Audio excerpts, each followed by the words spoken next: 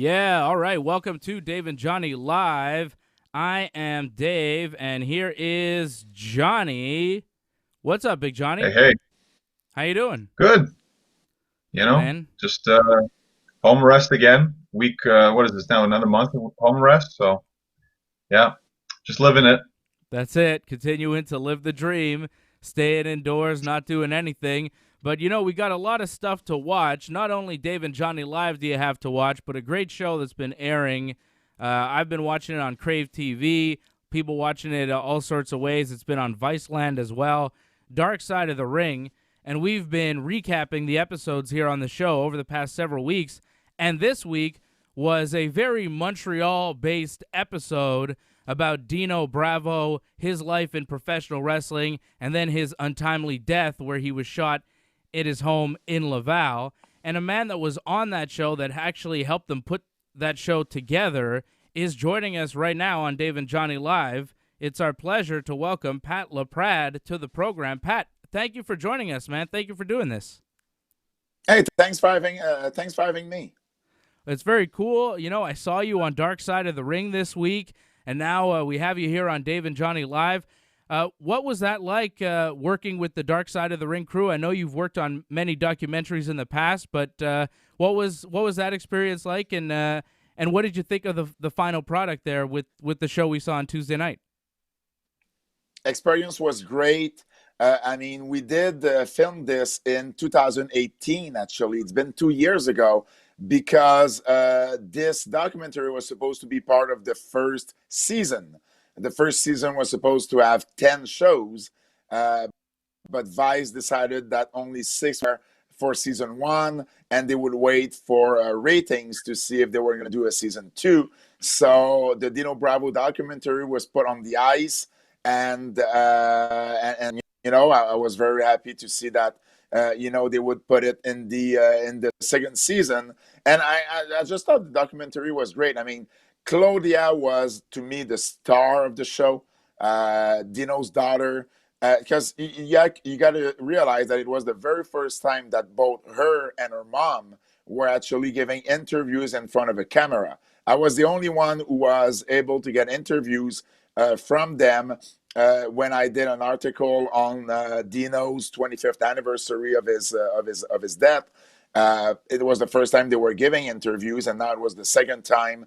And I just thought that Claudia was so great, so touching, and to me, it made the whole thing so good. Yeah, it really put a human element on it. You realize, like, this guy, we just know Dino Bravo from the ring, from the WWE, and then, we know the story, we know what happened to Dino, but it really shows, like, wow, this guy left behind a wife and daughter who loved him, and you don't know about them, right? They're not out in the spotlight. You don't see them, and then you see them in this documentary. It really put a human element to the whole thing, and made you really feel for both of them, the family that he left behind. It's very sad. It was always taboo in the family to talk about Dino's death. So it's not something that Claudia would talk with her mom, or even with her grandmom, or uncles and everything. It was really something that the family wasn't talking about. So you can feel that. Even you can see it in the documentary. Deanne at one point didn't want to answer some of the questions, didn't want to go there. She didn't want to. It must have been so traumatizing to come back home and seeing your husband with your daughter, your 6-year-old daughter in your arms, and to see your husband, on his chair, crippled with balls. It might have been such it's such a sad story, and you can feel that both of them had something to say, but at the same time didn't want to go too deep into going back to what happened in 1993. And of course, that's the difficult part, because a lot of these people that were around in 1993, Dino was shot to death in his home in Laval in 1993. A lot of these people are still around. This was an underworld, an organized crime deal from all accounts. It is still an unsolved murder. No one ever did time. No one went to jail for Dino's murder. Maybe somebody paid a price down the road. Who knows? Nobody really knows who killed Dino Bravo for sure. But you can understand why they wouldn't want to talk too much, because it's still a dangerous situation, right? I mean, this is real stuff. You and I, we both live in Montreal. We know the deal. Oh yeah, definitely. And I mean, Claudia was at least able to. I mean, Dion was very good as well, but Claudia, at the very end, and I did the interview for Claudia and for Claude Poirier, the one of the two journalists there, and I remember keeping one last question for Claudia, and it was, "What would you say to your father if you had a chance to meet with him now?" And I knew what kind of emotion she would get into, because I've had asked that question for my article a few months before. And I mean, when you see her cry like this, and, saying that she would forgive her dad because, she understands that that he did that for his family. That's, such, so heartbreaking that, it's to me, it was the perfect way to end the documentary. Yeah, and you can understand, a lot of guys get out of the wrestling business and don't really know what to do. When that big WWE contract is over, they don't know how to move on and get into that next stage of life. And unfortunately, a lot of people fall into drugs or different things, and not everybody's able to find their footing, right? Not everybody becomes DDP after pro wrestling and becomes a huge success, right? It doesn't always work. And let's not pretend that Dino Bravo is the only guy that's ever dabbled in organized crime. I heard an interview recently with Road Warrior Animal talking about doing collections before he was a tag team with Hawk. I mean, this is something that, this has happened in pro wrestling because these guys are big and they're intimidating looking, and they're good for that line of work, right? So it's a sad story, but it's not a unique story. It definitely happens in pro wrestling, and in organized crime, these things happen, right? People get killed, unfortunately, in that type of business. Now, I wanted to ask you about the story that they seem to be giving in the documentary, which was about a truckload of contraband cigarettes and something about $50,000. We've heard different stories over the years about what actually happened to Dino.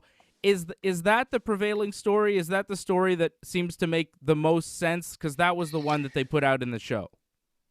Yeah. It definitely screwed up. I mean, he made the organization lose, a bunch of money, tons of money, and in that world, you cannot do that mistake too many often. So I mean, there was the to me the way it was always told to me.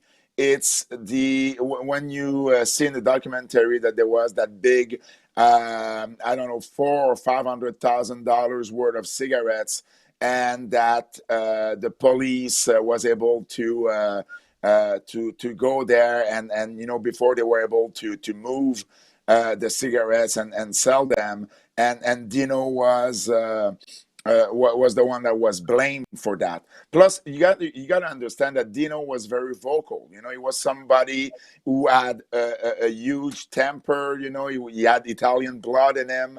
I'm not sure that Dino was really the good fit to work in that kind of world. It's not something that he planned on doing. It's something that he ended up doing out of needs, or his own needs to a certain extent, because he didn't want to. He didn't want to lose the big lifestyle that he had. Right. Didn't want to sell the house. Didn't want to lose that, because at the time, probably ego got into his way. He was a really proud man, and selling close to $1 million home would have seen as a failure, right? So he didn't want to do that. He wanted to keep a way to find a way to keep that life that he was living, that he was able to provide to his wife and his daughter, and he chose that path. But to me, he was never the right fit to be in any kind of organized crime. Now, he was kind of affiliated by blood, right? Like, was he was Vic Catroni's nephew, so he was always kind of involved. Actually, Dino's mother, no, Dino's father, his sister is married to Vic Cotroni, so it's by Okay, it's not by he's not marriage. blood related to Vic. Yeah, by Right. marriage, exactly. Yeah. Okay. So he's still he's in the family, but at that point when Dino had Yeah. passed away, Vic Catroni he had been dead for a few years, right? So I guess that protection wouldn't be there at that time for him. And then the Rizzutos were kind of taken over at that point. Was there any talk of some kind of, war or squabble in that type of way? I mean, definitely the Cotronis didn't have the same influence it's the family once had, but at the same time, sometimes I guess there's errors that no one can really protect. So was it that kind of thing that happened? It was the cigarettes as well. So we never really heard about mafia selling cigarettes. So maybe the mafia couldn't really do anything about that. Maybe they didn't even know. We don't know at the end who did it, but at the same time, they were not the one involved there, and that's what we get in the documentary, right? You have Claude Poirier who talks about the natives, and you have Andre Cedillo who talks about the bikers. Because one thing that wasn't told in the documentary is that Dino had a huge fight with a biker just a few weeks or months prior to his death. So, that's what I'm saying. Dino had, Italian blood in him. He had a temper that, you're not messing with him. And he was very loud, very vocal. And in that world, it's not always the right criteria if you want to have a long and healthy life. That's interesting. I didn't know that story about the biker. Is it somebody like a well-known person? And what exactly happened in that fight? Did Dino beat somebody up badly?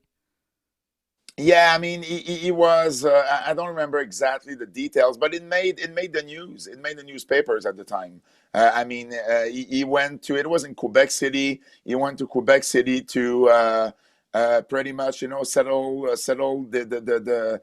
the dispute he had with the biker, because Dino wasn't afraid of anyone, and that's also another thing that doesn't really fit well in that world. It's, I guess, to a certain extent, it's good not to be afraid of anyone, but sometimes it can get you in trouble. So yeah, that was Dino. You were not messing with him. He would talk bad. He would respond, and I believe that it's all those things that led up to what happened, and perhaps not one single event. But at the same time, of course, if he made the organization lose $500,000, like Claude and Andre say in the documentary, that's more than enough to get killed. For sure. Now, I wanted to talk a little bit about Dino's wrestling career as well here in Montreal. Now, he was very over, right? Like, he was a big star here in the early 80s in Montreal. Now, I'm a little bit too young. I didn't really know. Like, the Dino Bravo I know, unfortunately, is the bleach blonde guy in the WWF with Jimmy Hart. Like, to me, when I think Dino... Yeah, I know. I'm sorry. I don't remember. Like, I was too young. I was born after Dino kind of joined the WWE, so that's the Dino Bravo that I remember. It's like, the Dusty Rhodes that I remember as a kid was the guy in polka dots. I didn't see the Great Dusty Rhodes. I'm too young for that too. So, I understand that there was Great Dusty Rhodes before, but hey, I missed it. Now, Dino was just a massive star here. You talked about it a little bit, but could you tell us a little bit about how big and what type of crowds he was playing for here in Montreal, and what the scene was like when Dino Bravo was a top guy here? Yeah, Dino was top guy here from 1981 to 1986 before he joined WWF. He was the top draw of international wrestling at the time. And he was really like, and I say that in the documentary, but he was truly like our version of Hulk Hogan. He was, that big man, full of muscle, so strong. He was charismatic. He was good on views. He had that fire, when he was doing his comeback in the ring, he had that fire in him. You couldn't just, stay there and not cheer for him. So Dino was really, really well liked, one of the most popular wrestlers in the history of the province. There's Yvon Robert, there's Joe, there's Edouard Carpentier, there's Bravo and Jacques Rougeau. I would say those are probably the 5 most popular wrestlers that the province ever had. And Dino during that period of time was just completely. I mean, he could draw. He was drawing big crowds at Paul-Sauveur Arena on a weekly basis, but the bigger draws were really at the Montreal Forum. Where he could draw 12, 13, 15, sometimes 2,000 people there. Not every week or not every month, but a few times a year. Is feud with Superstar, is feud with King Tonga, Aku. You knew him as Aku in the WWF. Yeah. These were like great feuds. He had a feud with Rick Martel. Just to tell you how much popular he was, he had a feud with Rick Martel. So Rick Martel is from Quebec City. Bravo represent Montreal. And even in Quebec City, Bravo was more popular than Rick. Wow. So that's how popular he was. And when the two teamed together, it was like our version of the Mega Powers before the Mega Powers. It was Martel and Bravo, the two most most popular wrestlers you had in international wrestling at the time, with the Rougeaus as a tag team. So, I mean, Bravo, it's not surprising that Vince wanted to have Bravo on his side. And it's not surprising as well that he didn't want Bravo to wrestle Hulk Hogan at the end, because in January of 1986, it's in 1985 when Bravo, when Vince wanted to started to go national and was taking over territories, it wasn't the same deal here in Montreal. He wasn't able to just come in and get the biggest venue there was. So the Montreal Forum forced him to tag along international wrestling and do joint shows. And in January of 1986, there was supposed to be a match between Hogan and Bravo. And Vince just thought that, Hogan would probably not be as popular as Bravo. And he didn't want that. In 86, it was still a no-no for Vince, rightfully so. So he changed his mind, and Bravo faced somebody else. Hogan did as well. And it really rubbed Dino the wrong way. And that's why he didn't leave for WWF right away. And he kept, being in international wrestling until October of 86, when, at the time, the money was too good and international wrestling was starting to go down. But wow. He was like one of the most popular of Quebec wrestling history. That's wild. Just hearing that Vince actually co-promoted with anybody back in the day is just crazy to think about. Yeah. Picture him doing that now is completely impossible. I wonder what Dino would have thought of. But I wonder what Dino. Go ahead. I'm sorry, Dave. But the very first main event of those joint shows, it was the Garvins, the Garvin brothers against the Rougeau brothers, which was like the hottest feud there was at the time. And Dino was working with King Tonga, teaming against Iron Sheik and Nikolai Volkov. Jeez. But to be honest, the Rougeaus and the Garvins were the one drawing the crowd that night. And Vince McMahon told Gino Brito, Gino was one of the owners of international wrestling, and he told Gino, you know what? We didn't need your guys here tonight. We could have drawn 20,000 people ourselves. And Gino looked at Vince and said, the F, and from that point on, war was on between international wrestling and WWF. They didn't want, they kept doing joint shows, but in Gino's mind, he wasn't going to take over the territory. So that's the mistake Gino did. but it's just to show, how different that whole situation was here in Montreal. That's wild. They were one of those territories that just didn't want to give in to Vince, and eventually everybody had to give in to Vince McMahon. I wanted to take it back a little bit further because we just saw Dino as a star in wrestling. I wanted to know, where did Dino come from? This big, giant guy, this big, strong guy. How did he break into the wrestling business? Who trained Dino Bravo? Where was he a hockey player before? Was he an amateur wrestler? What was Dino Bravo? No. Dino was born in Montreal. He was Gino Brito, actually, is the one who brought him to the business, because Gino was one of the neighbors of Dino's parents. So Gino knew him since he was just, a kid. And Gino brought him into the business. And Dino started in 1970, actually. And at the time, he started for All Star Wrestling, which was owned by Johnny Rougeau.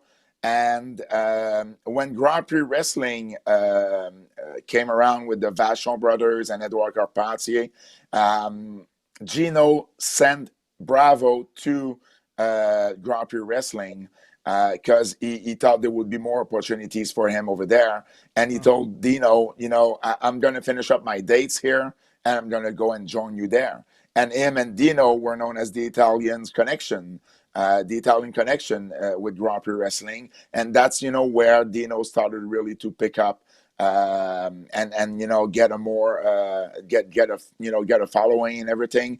And when the territory went down in the mid 1970s, Dino started wrestling in the States and Japan. He wrestled a lot in the Carolinas, wrestled for Vince Sr., and wrestled all over the place. And when Gino Brito opened international wrestling with Frank Valois and Andre the Giant in 1980, well, Dino came back, and that's where he became a big star.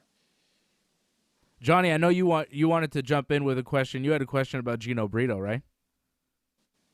Well, just that they didn't really elaborate or talk about it whatsoever, that Gino, he had a shady past as well. And the fact that he was arrested for being a loan shark, they didn't mention that. I don't know what you thought about that, Pat, that maybe that could have been more elaborated on. Well, the two things, were not related in the sense that they were not in the same business at all. And Gino just, got by the time that Gino was doing this, it was also after he had lost, his shirt with International Wrestling. He wasn't a promoter for WWF anymore, I believe, at the time. And it was completely two separate business. And the way I always understood the story is that, Gino just hooked up with the wrong people. It's not like he did this over a number of years. But it was just bad timing, and I think he regrets it, to this day. So I mean, in a 46-minute documentary, there's so much you can actually say, right? So I mean, the story had to be kept on Dino, so I guess that's probably why they didn't go there. Is there something that they cut that you wanted to see put in? I don't. My gosh, that's a good question, because I haven't seen it all. I wasn't there for all the interviews, right? So, but I know there's going to be. I know there's going to be on the 28th of April. There's going to be an extra, I don't know, 10, 15 minutes, things that were cut from the documentary that will be shown. I don't know if it's on Vice TV only. Perhaps, but I know they're doing this for the Chris Benoit doc and for Bravo. So I'm looking forward to see this, because from my point of view, I mean, you could have developed more on international wrestling, developed more on, stuff in the WWF. But, the big part of the documentary was about the murder and not necessarily, his career. So, it's important to talk about the career and his life, because you want to you want to make sure people who didn't know about the story knew who Dino Bravo was. But there's like 15 minutes on his career and then 30 minutes on everything else. Actually, I'm looking forward to see those cut on the 28th, because maybe more interesting stuff are in there. Yeah. Yeah, it's been a great show. We've enjoyed it very much. Pat Laprade, your new book about Andre the Giant, the eighth wonder of the world, the true story of Andre the Giant, is available now. I saw you on that Andre the Giant documentary. I know you put that together, helped put that together for HBO. That was great stuff. Tell us about Andre. Why are you so fascinated with Andre the Giant? What is it that it's still, years after he's been gone, why are we still fascinated with Andre? Well, he was so unique. Even though he wasn't really 7'4" and 520 pounds, he was so unique. No one was as tall as he was with the same proportion, the same dimensions. And he was so thick. His hands, his face, his chest. He was different from everyone else, and that's the reason why he was such an attraction in the world of professional wrestling. I started watching wrestling when I was 6 years old. Andre was still wrestling in Montreal at the time. So it's a name that I'd always known. I don't remember any part of my life not knowing who Andre the Giant, or as we say in Montreal in French, Le Géant Ferré. I don't remember any years where I didn't know who he was, right?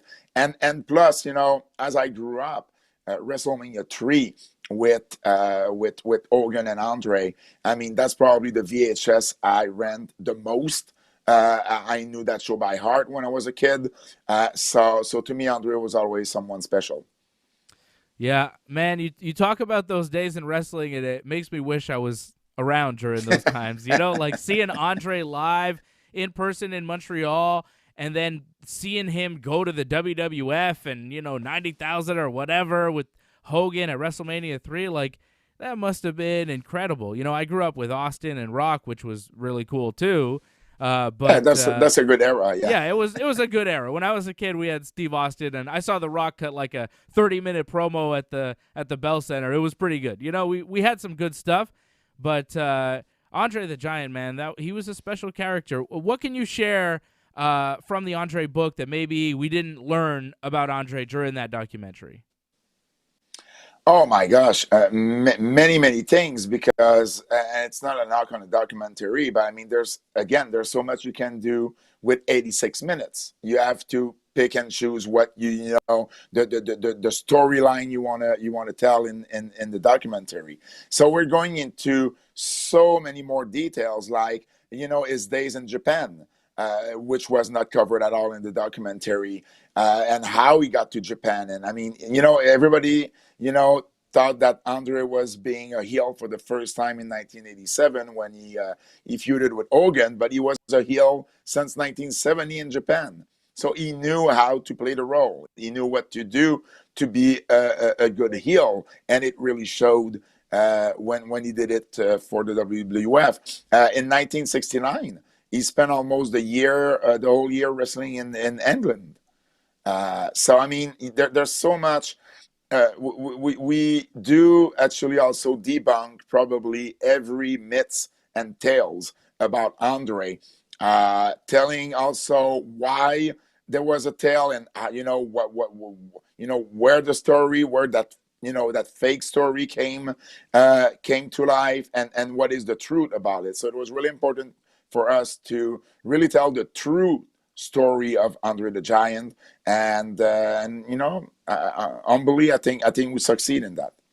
I think it's the definitive book on Andre the Giant. If you're gonna pick up a real Andre the Giant story, you want to read the real story of Andre the Giant, you got to get Pat's book, The Eighth Wonder of the World, The True Story of Andre the Giant. Go to Amazon, go to wherever books are sold. I saw that the audio version is coming out soon, right, Pat? Yeah, it's going to be out April 28th. And as far as Amazon goes, right now, it's a bit tricky because of the situation we live in. It's a problem of shipping and getting books to Amazon warehouse. So in Canada, I would suggest indigo.ca, or even better, ECW Press's website, because if you buy the physical book, they're going to send you a free ebook. Nice. So you can start reading it while waiting for your book to arrive. There you go, Pat Laprade. Follow him on Twitter at Pat Laprade. Pat, thank you very much, man. It's been a great chat. Hopefully we can do it again soon. Definitely. Thank you very much for having me, guys. There he is, Pat Laprade. Thanks, Pat. Thanks, Pat. Thanks. Talk to you some other time. Bye. Yep. There he is. There he goes, Pat Laprade. All you got to do is disconnect there, Pat. You're good. Thanks, man.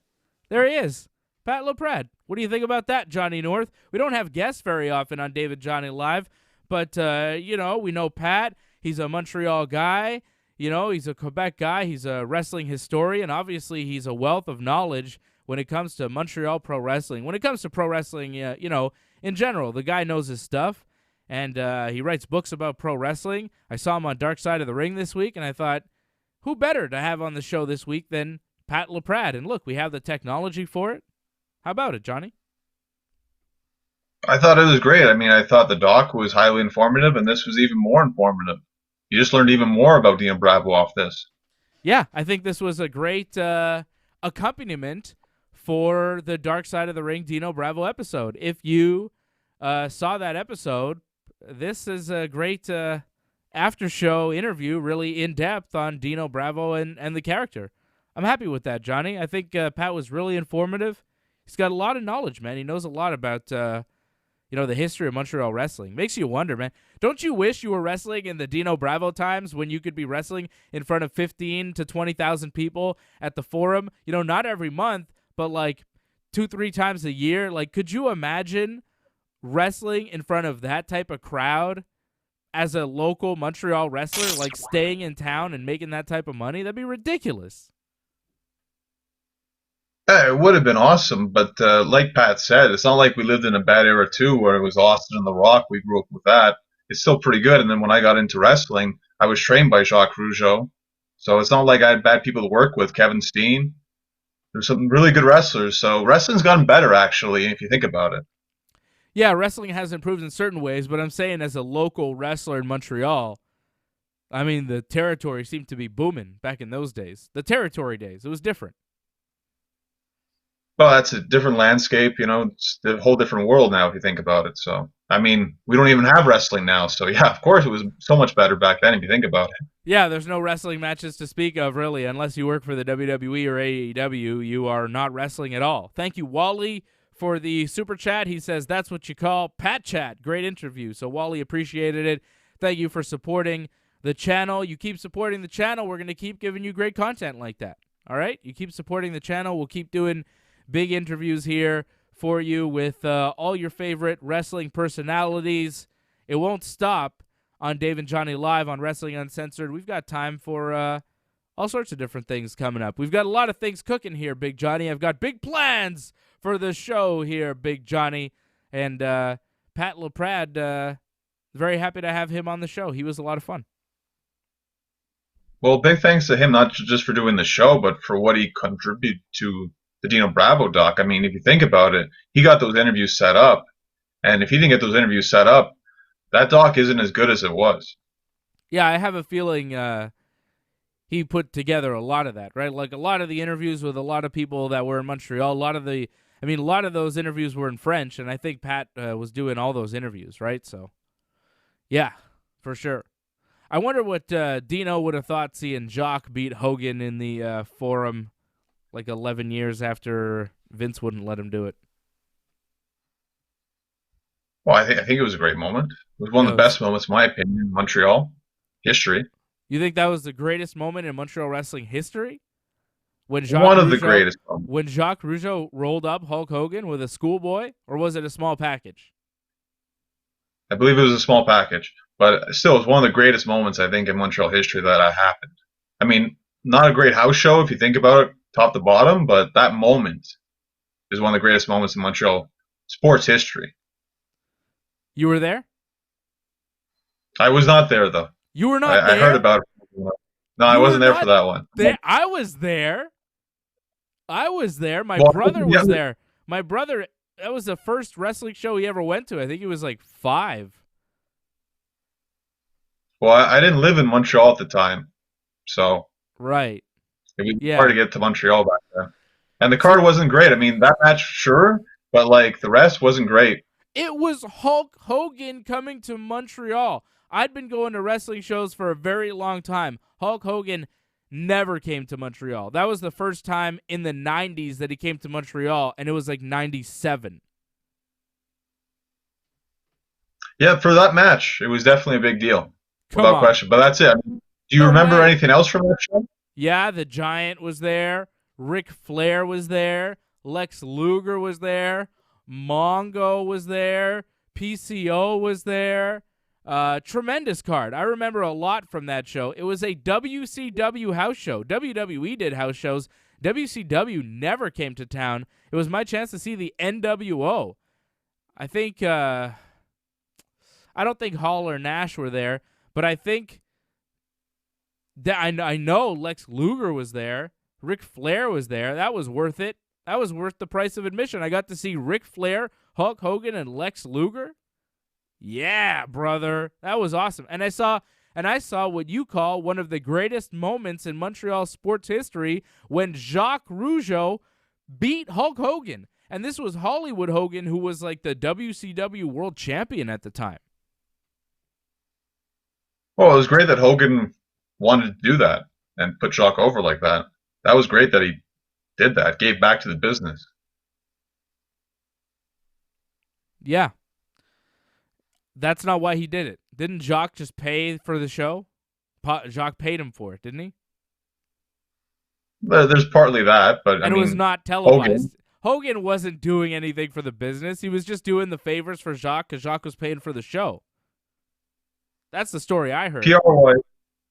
PR-wise, Hogan will say that he's giving back to Jacques because Jacques was always the opening card guy, and he got the crowd going. Whatever, brother, if that's what you want to believe. That was pretty awesome, though. See, I've been at all the big moments in Montreal as far as pro wrestling. Not, the old moments, because, Pat was talking about things that happened in, like, 1982 and 1983, 86. I was born in 85. I started watching wrestling in, like, 89 when I was about 4. So, I missed a bunch of stuff before that. But after that, I saw most of the big moments. My first wrestling show, I saw Macho Man versus Sid Justice in a cage at the Forum. I've seen, I saw Bret Hart get screwed. I saw Jerry Lawler die. I saw Shawn Michaels tap out to Cody Rhodes or Ted DiBiase. I forget who. It was Cody, right? I think it was both. It was both? No, Triple H was was tapping to one and Shawn was tapping to the other. No? I feel it was just Shawn. I think Triple H was like thrown out or something. Oh, yeah. Triple H was like slowly trying to crawl back from the stage, I think. And Cody and Teddy were making Shawn tap. In Montreal, brother! That was breaking point, I think. I think That's we were at right. the show together. Yeah, that was not a big moment. But the screw job, I was at the screw job. I was there the night that Hogan lost to Jacques. I was there the night after Mania when Hogan had that big cheer, big applause for like 30 minutes, standing ovation. I was there the night when Brock Lesnar debuted in Montreal. Brock Lesnar's WWE debut was in Montreal. I've seen a lot of big moments here in Montreal wrestling history. Would you say that the Jacques Hogan match was the biggest one that I've seen? Well, I think when Hogan came back... Screw job is way bigger. Yeah, it's a negative moment, though. I mean, this was more of a positive moment, Jacques pinning Hogan. But also when Hogan came back in 2002, the night after WrestleMania 18, some people say that's the greatest ovation ever in wrestling history. Yeah, that was pretty massive. I was there for that. It was loud. It was loud. Were you there for that? I was not there for that either, actually, no. Were you at the I remember, I think Kevin, all of them, like, they were going to WrestleMania, and I'm like, nah, I don't want to go to WrestleMania. WrestleMania doesn't seem that good. And then, of course, WrestleMania was actually good, so It's too bad. Did you go to the screw job? Yeah, I went to the screw job. Okay, so you saw something at least, John. God. My goodness, brother. All right, Johnny, you want to wrap this thing up? Anything else you got to say? Well, I imagine we have some comments. No, people imagine are saying something about this show. No, Wally. Well, yeah, a lot of people like the interview. I'm seeing Woods MMA UK enjoyed the interview. Mad Dog Vachon says great interview. People enjoyed the show. Franco Nardolillo enjoyed the show. Bob Cote talking about his memories of Dino Bravo. I guess Bob remembers the great Dino Bravo. I wish I would have seen more of Dino, like I was telling Pat, the Dino I remember, I don't know about you, John, but the Dino I remember was a bleached blonde hair guy there with Jimmy Hart in the WWF. well, I remember Bleach Blonde, but I also remember with Frenchie Martin more so than Jimmy Hart. But like Pat said too, I mean, there's only so much you can show, and unfortunately, Frenchie's passed away, and Jimmy's still alive. So I get why they focus more on Jimmy than Frenchie. I mean, they showed Frenchie, but I mean, you can't really go in detail when you don't have him to talk to, and you have Jimmy to talk to. So I get that. Yeah, you remember that stuff? I don't remember any of that stuff. You're what, 2 years older than me, John? Yeah, 83, but yeah, like I just remember watching wrestling, going back and watching wrestling. I may not have seen it live, but right. there's tape. Coliseum home video was huge back then, so you just watch stuff like that. Yeah, like and by the time I really got into wrestling, Dino was already pretty much done. Yeah. When did you really get into wrestling? How old were you? I feel like it was 91, 92, I think. I remember just seeing Brett on SuperSlam one day. Oh, yeah? Brett, eh?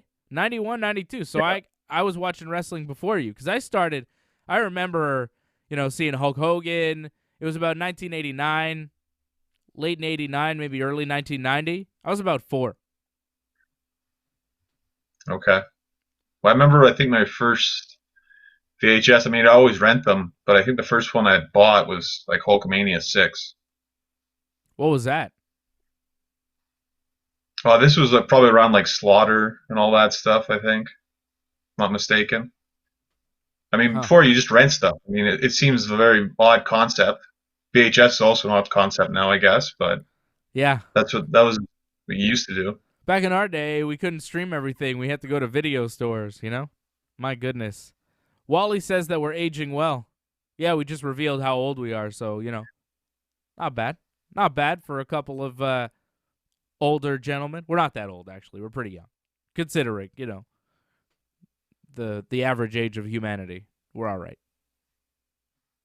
Well, it also goes to show, I mean, a lot of people, it doesn't matter when you were born, because of the WWE Network, yeah, you can relive a lot of history now. Yeah. Which is fantastic. That's it. Big Johnny, we got to wrap this sucker up. Oh, you're not going to tell me, like, how your week's been whatsoever, no?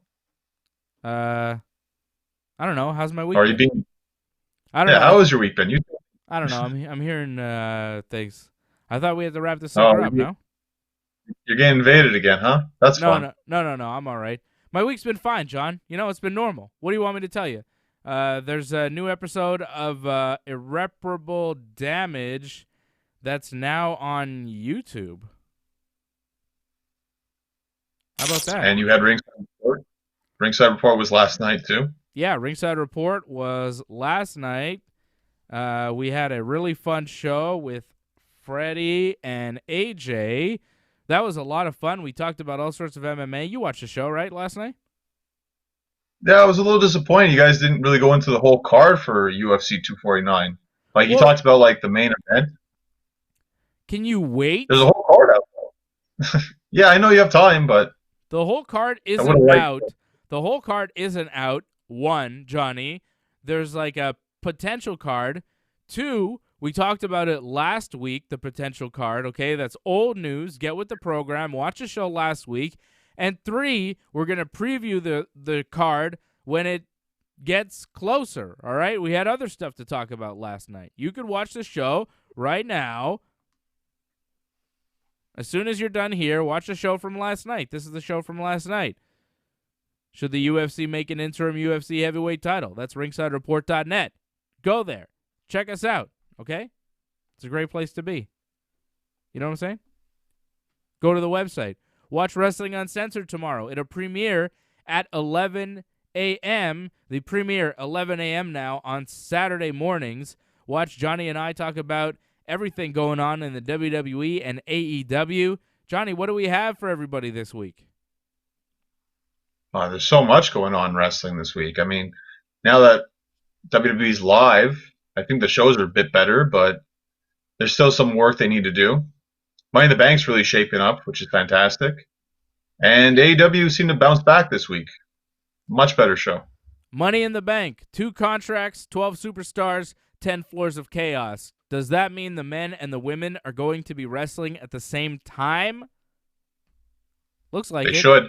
Looks like it. That's what it looks like. We're going to talk about that. We'll also tell you who qualified for Money in the Bank. Seth Rollins and Drew McIntyre is official. And why is Raw so weak?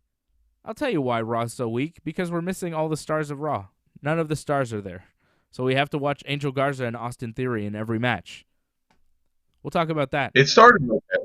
It started all right, Raw. It just, that's the problem. It's 3 hours, and when it's 3 hours of the Zelina Vega show, it's too long.